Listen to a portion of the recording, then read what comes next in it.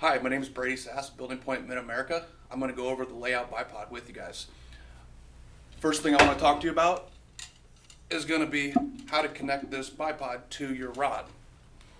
First thing you're going to do is insert your rod in between the bipod and you're going to screw it down. Second thing to know is these wiggle, these move around. You have those, use them to your advantage. They can manipulate in a couple different directions. You also have these joysticks, as you just noticed, that I'm moving around. When I compress them, we go down. When I compress them, we can go up. So how these joysticks works is when you press them down, you go down. When you press them down, you go up.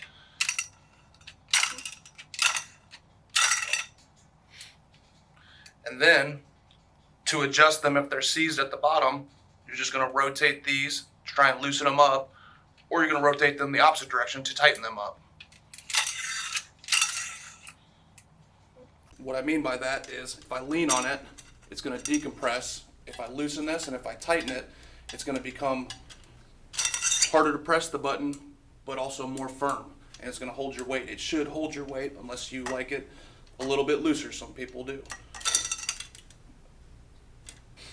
If these joysticks are seized on you and they don't want to turn in any direction,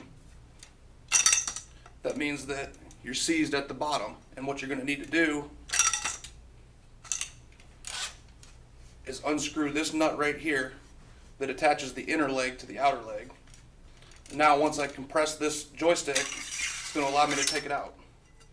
Now you've got the outside leg and the inside leg. And when I compress the joystick, I'm going to release this nut from the lug, and that's how this bipod is going to function. Just like so. So as I compress this joystick, we're going to release the pressure on this nylon lug. When I release the joystick, it's going to put tension back on this lug. And now my rod will not slide, or my bipod will not slide. Water may build up at the bottom of your bipod, and your nut will seize with the all thread in the bottom, and you may need to put some WD-40 on it. Sometimes that might require leaving it in a coffee can or a jug overnight, or maybe even a couple days, but that will save you from buying a whole new one. Now, while you've got this apart, use some compressed air to spray that dust out, any water out. You may want to just leave this upside down and finish this first thing in the morning. Put these two pieces back together. You're going to press one joystick,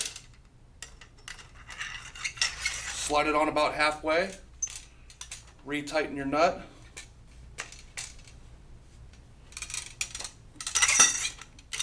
and voila. Thanks for joining us today, guys.